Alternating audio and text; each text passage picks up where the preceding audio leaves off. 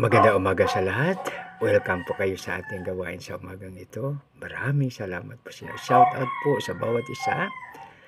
Thank you very much po sa inyo. God bless you all. Dito tayo sa mga awit 16, 5 and 6. No? 5 po muna. Ikaw lamang, Yahweh, ang lahat sa aking buhay. Lahat ng kailangan ko'y iyong ibinigay. Kinabukasan ko'y nasa iyong mga kamay. Purihin nawa ang Diyos sa pagbasa ng kanyang salita. Mga kaibigan, once again, welcome po kayo.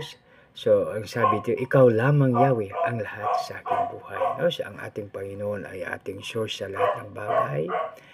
So, napakapalad po natin dahil ginawa ang lahat bago tayo lalangin. No? Kaya, makibigan, ang sabi ng ating salmista, ikaw lamang, Yahweh, ang lahat sa aking buhay. No? Pag tayo ay sa ating Panginoon, siya ang sapat sa sapat, no? So, lahat ng kailangan ko iyong ibinigay, no? So, ibig sabihin na lahat na kailangan natin binigay na ng ating Panginoon.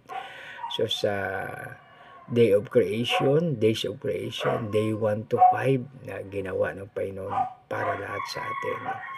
Tapos day 6 tayo ang ginawa, tapos create, tapos pagdating ng 7 siya ay nagpahinga. No? Napakabuti at napakadakila ang ating Panginoon, mga kaibigan. Ikaw lamang, Yahweh, ang lahat sa aking buhay, lahat ng kailangan ko iyong ibinigay.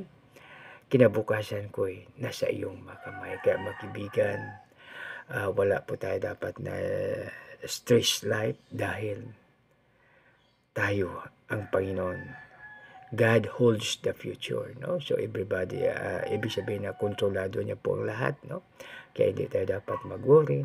Ang pinakamaganda lang po natin gagawin ay palaging sumasa Kanya. Palaging unahin siya, mga kaibigan. Pagising natin sa umaga, unahin ang ating Panginoon. Palagi siyang unahin. God first, no? Tapos, huwag natin kalimutan sa ating pagtulog ang pagpapasalamat. Sa muli, isang maganda, mapagpala, mapagbiyaya at makadiyos po na umaga sa bawat isa. God, maraming salamat sa inyong lahat. God bless us all.